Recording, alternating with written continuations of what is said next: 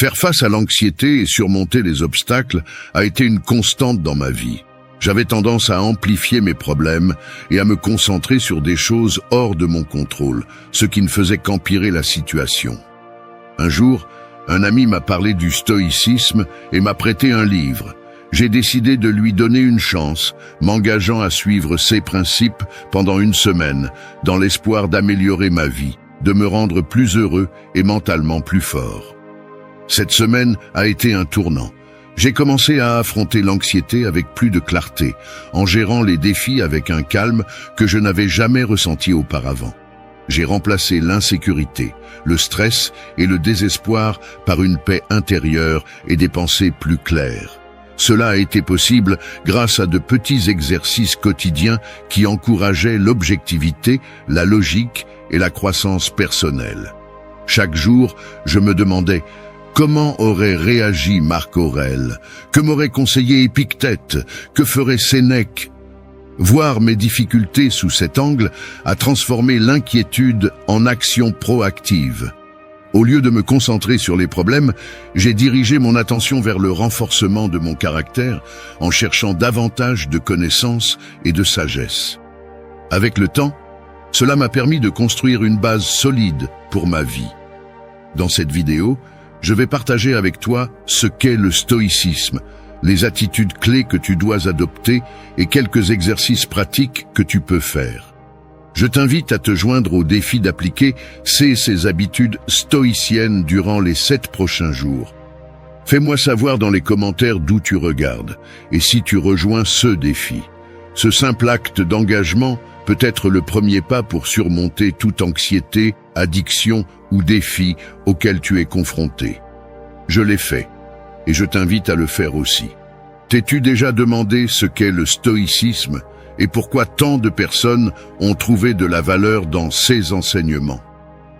Le stoïcisme est une ancienne philosophie qui a vu le jour en Grèce bien avant la naissance du Christ grâce à un homme nommé Zénon qui, après avoir perdu toute sa fortune, a décidé de chercher un sens à la vie à travers les grands penseurs de son temps.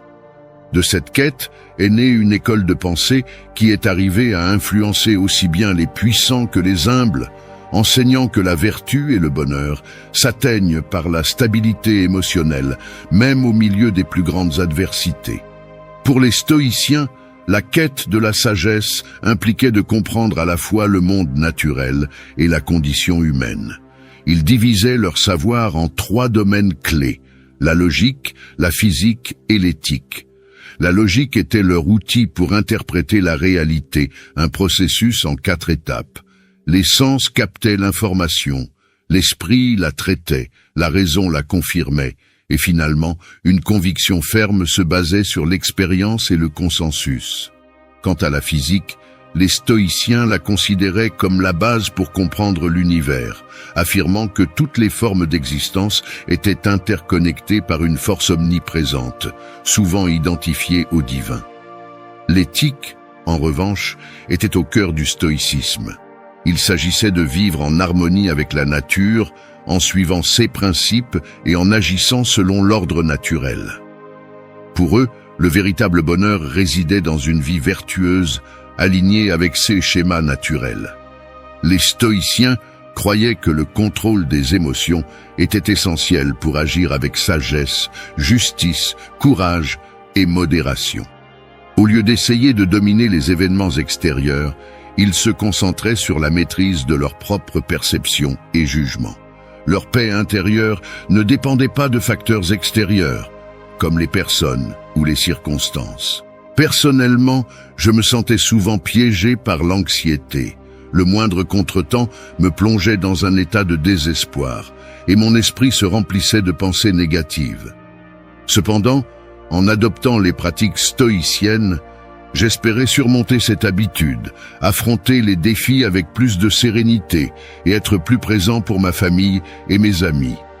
Faire un changement aussi radical dans sa perspective de la vie n'est pas facile et nécessite un engagement fort dès le départ.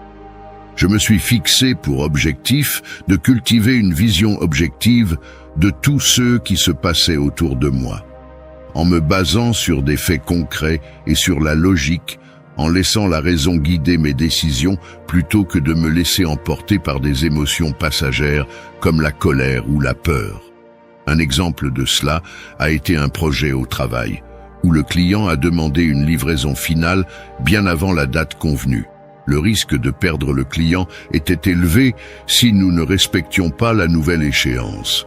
Au lieu de réagir impulsivement, j'ai pris le temps d'analyser la situation, d'évaluer les capacités de mon équipe et de réorganiser les tâches pour respecter la nouvelle date. Avant, ce genre de situation aurait déclenché mon anxiété, affectant non seulement moi, mais aussi l'équipe. Mais en adoptant une perspective stoïcienne, j'ai pu gérer le projet avec clarté et sans panique. De plus, j'ai appris à voir les défis comme des opportunités pour renforcer des vertus telles que la persévérance et l'équilibre émotionnel. J'ai abordé l'anticipation du projet comme une occasion de démontrer mon intégrité et d'évaluer les options avec calme, au lieu de me laisser emporter par la frustration ou la colère. Mais le plus important, c'est que j'ai construit une force mentale qui me permet de faire face aux difficultés avec sérénité. Les stoïciens enseignent que nous devons nous préparer aux obstacles, plutôt que de nous attendre à que la vie soit toujours facile. Cette mentalité m'a aidé à affronter des situations difficiles avec une attitude positive. Qu'il s'agisse de faire face à un trafic insupportable, à une maladie ou à des désaccords avec des êtres chers. Un aspect crucial du stoïcisme est la manière dont nous gérons nos premières impressions. Ces réactions automatiques qui surgissent face à des personnes, des événements ou des situations. Pour les stoïciens, il est essentiel d'analyser ces impressions avant d'agir. Par exemple, lorsque je n'ai pas obtenu une promotion pour laquelle j'avais travaillé dur, ma première réaction a été de me sentir en échec. Ces pensées, si elles ne sont pas contrôlées, peuvent transformer une simple déception en une catastrophe personnelle. Cependant, les stoïciens nous enseignent à prendre un moment de recul, à réfléchir à la situation et à séparer les faits des émotions. En faisant cela, j'ai pu voir que ne pas obtenir la promotion ne définissait pas ma valeur. Comme le dit Marc Aurèle, « Une pierre lancée en l'air ne perd rien en retombant, ni ne gagne rien en montant, ce qui signifie que je reste la même personne, avec ou sans promotion. » Au lieu de me décourager, j'ai attendu patiemment de recevoir des retours de mon supérieur sur la manière de m'améliorer et d'être mieux préparé pour la prochaine opportunité.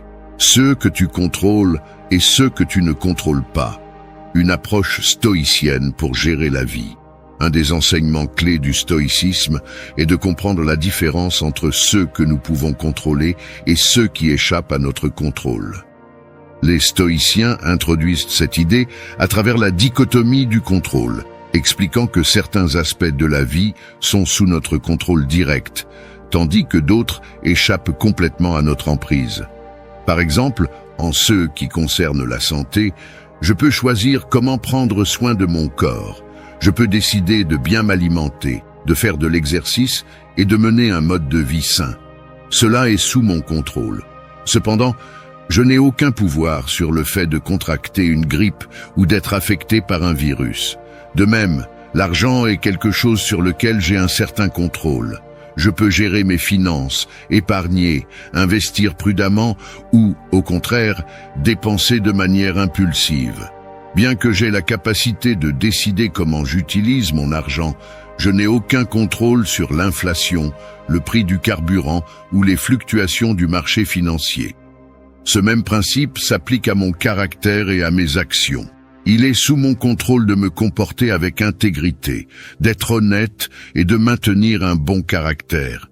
Cependant, la perception que les autres ont de moi est quelque chose qui échappe à mon contrôle. Je me souviens d'une occasion où j'ai été déçu par des amis en qui j'avais confiance. Au lieu de me perdre dans la frustration due à leur manque de considération, j'ai décidé de concentrer mon énergie sur la construction de nouvelles relations. En appliquant les principes stoïciens, j'ai découvert que j'avais beaucoup plus de contrôle sur ma vie que je ne l'avais imaginé. Je peux mieux gérer mon temps, réfléchir avant de parler et trouver des solutions constructives au lieu de laisser l'anxiété et les plaintes me dominer. Avant, j'avais l'habitude de ruminer des situations négatives dans mon esprit, répétant encore et encore le cycle de la souffrance, ce qui épuisait complètement mon énergie. Mais en adoptant une mentalité stoïcienne, non seulement j'ai vu un progrès tangible dans ma vie, mais surtout, il y a eu une transformation dans ma manière de penser. Je ne me laisse plus consumer par ce que je ne peux pas contrôler.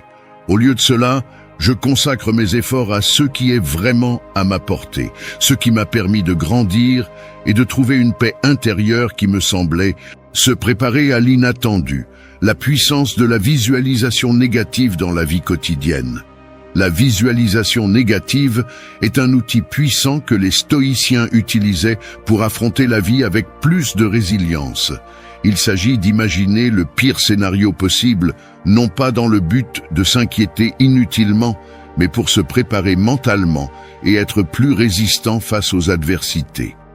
En anticipant ce qui pourrait mal tourner, nous apprenons à rester calmes et à ne pas nous laisser emporter par l'anxiété ou la peur.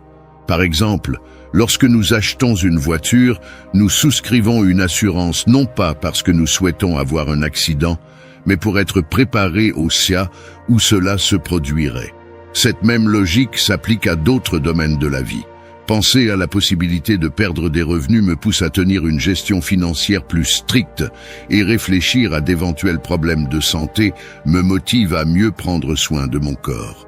La visualisation négative n'est pas une invitation au pessimisme, mais une façon de renforcer notre capacité à faire face aux défis, en nous assurant que nous sommes prêts à toute éventualité.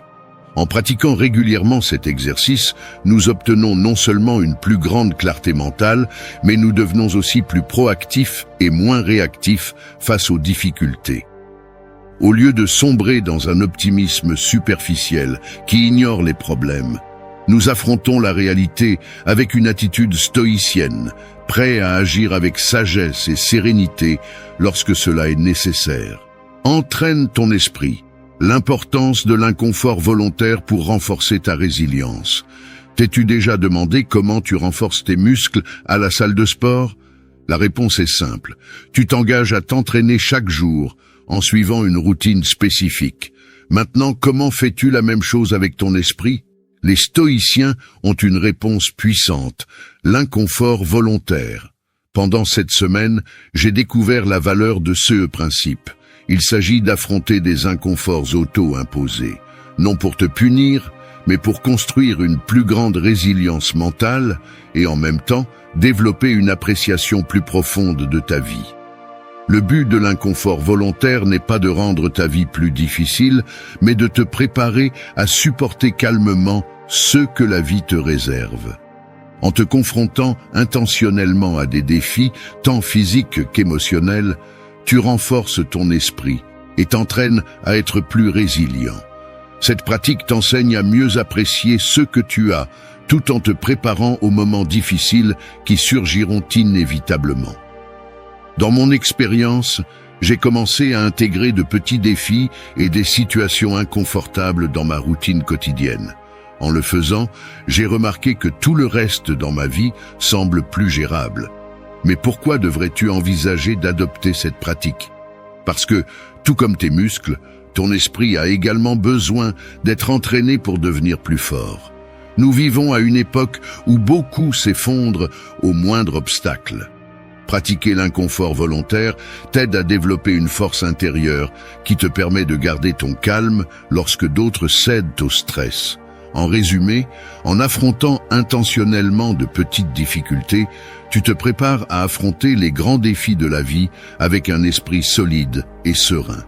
Il ne s'agit pas de chercher la souffrance, mais de trouver dans ces expériences une opportunité de grandir et de te renforcer. Tout comme la salle de sport te prépare physiquement, l'inconfort volontaire te prépare mentalement à tout ce que la vie te réserve. Tisser le réseau de la vie, l'interconnexion humaine. Nous vivons à une époque où l'individualisme est exalté, et bien que la technologie nous maintienne connectés, nous sommes de moins en moins présents dans les espaces que nous partageons. Les stoïciens, cependant, comprenaient profondément l'importance de l'interconnexion entre les êtres humains. Ils ont inventé le terme cosmopolite, qui signifie citoyen du monde, pour décrire cette idée. Selon cette vision, chacun de nous joue un rôle crucial dans la grande communauté mondiale, et nos actions n'affectent pas seulement nous-mêmes, mais aussi tous ceux qui nous entourent. Les stoïciens soulignaient la nécessité d'agir avec éthique et responsabilité, en tenant compte du bien-être collectif. Reconnaître que nos décisions impactent la vie des autres donne un nouveau sens à la vertu, non pas comme un signe de faiblesse, mais comme un acte de force et d'engagement envers le bien commun. Mais l'interconnexion ne s'arrête pas là. Les stoïciens croyaient aussi en la relation étroite entre l'esprit et le corps, comprenant que le bien-être de l'un est intrinsèquement lié au bien-être de l'autre. Cette compréhension m'a conduit à prendre soin à la fois de ma santé mentale et physique, en ajustant mes habitudes et en développant un équilibre qui renforce ces deux aspects de ma vie.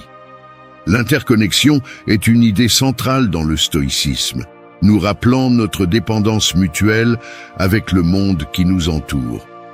Cela nous invite à réfléchir à la manière dont nos actions, même les plus petites, ont des conséquences plus larges que ce que nous pourrions imaginer. Apprendre du passé, vivre consciemment dans le présent et se préparer pour l'avenir sont des pratiques qui nous permettent d'honorer cette interdépendance.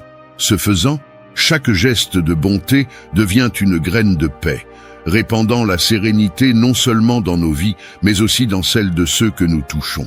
Développe un caractère ferme, le véritable chemin vers la sagesse stoïcienne. Dans la philosophie stoïcienne, la valeur d'une personne ne se mesure pas à ses réalisations ou à la renommée qu'elle peut atteindre, mais à la constance et à la solidité de son caractère. Les stoïciens nous enseignent que poursuivre uniquement la reconnaissance ou le succès extérieur peut nous conduire à un vide intérieur rempli de pensées fugitives et de vices passagers. J'avais l'habitude de m'inquiéter d'avoir moins de followers ou moins de vues sur les réseaux sociaux que d'autres, mais je me suis rendu compte que ces chiffres ne garantissent pas qu'on agisse avec bonté et courage lorsque les choses se compliquent. Au lieu de me concentrer sur des métriques superficielles, j'ai commencé à me consacrer à des objectifs d'amélioration personnelle basés sur la patience, l'honnêteté et la générosité. En nous concentrant sur le renforcement de notre caractère, non seulement nous trouvons une satisfaction plus profonde, mais nous impactons également positivement notre environnement. Nous avons tous en tête une version idéale de nous-mêmes. Cette personne qui mange plus sainement, qui organise mieux ses finances, qui est plus patiente et plus présente dans sa vie quotidienne. Pour commencer à vivre selon cette meilleure version de toi-même, il te suffit de te demander « Que ferait mon meilleur moi dans cette situation ?» Ce genre de question peut transformer ta vie quotidienne. Mon meilleur moi choisirait-il une collation saine ou une boisson sucrée? Mon meilleur moi appellerait-il ses parents plus souvent? Mon meilleur moi se laisserait-il emporter par la colère dans les embouteillages? Mon meilleur moi passerait-il du temps de qualité avec sa famille ou se laisserait-il distraire par son téléphone? Ces simples questions, lorsqu'elles sont posées régulièrement, ont le pouvoir de changer notre comportement et de nous guider vers une vie plus vertueuse. Marc Aurèle disait que les fruits d'une vie bien vécue sont un bon caractère et des actions qui bénéficient à la communauté. Maintenir une perspective objective est essentiel dans cette pratique. Les stoïciens nous rappellent l'importance de nous voir nous-mêmes et nos circonstances sans tomber dans le victimisme, l'autocompassion ou la vanité. Pour y parvenir, j'ai trouvé utile de pratiquer la méditation et de tenir un journal. En écrivant mes pensées et mes réactions à la fin de la journée, je peux analyser si mes réponses étaient impulsives ou si j'ai réussi à rester calme et objectif. Quand je me sens dépassé, je me demande quels conseils je donnerais à un ami dans la même situation. Cet exercice simple me permet de prendre du recul émotionnel et de voir mes problèmes d'une perspective impartiale. en visualisant mes défis comme s'ils étaient ceux de quelqu'un d'autre, je peux prendre des décisions plus raisonnables et efficaces. Cette approche ne renforce pas seulement mon caractère, mais m'aide également à affronter la vie avec sérénité et clarté. Intégrer le stoïcisme dans la vie quotidienne, un chemin simple vers la résilience. Adopter le stoïcisme en profondeur est un processus qui va au-delà de quelques jours, surtout dans un monde rempli de distractions constantes. Cependant, même les pratiques les plus simples ont considérablement amélioré ma mentalité, mes relations et ma force intérieure. En commençant chaque journée, au lieu de fonctionner en mode automatique, je consacre quelques minutes à réfléchir aux défis que je vais rencontrer. Cette pratique m'a aidé à rester plus concentré et serein tout au long de la journée. Comprendre la dichotomie du contrôle ne signifie pas que nous arrêtons automatiquement de nous inquiéter de ce que nous ne pouvons pas changer, mais cela nous permet de faire un premier pas important. Questionner nos réactions émotionnelles au lieu de nous laisser emporter par elles. C'est un processus qui demande patience et persévérance. Être préparé au contretemps et rester calme est la clé pour continuer à avancer avec détermination. En seulement une semaine, prendre au sérieux les enseignements stoïciens a eu un impact transformateur sur ma vie. Je t'invite à essayer aussi. Tu n'as rien à perdre et beaucoup à gagner. Merci d'être resté jusqu'à la fin de la vidéo.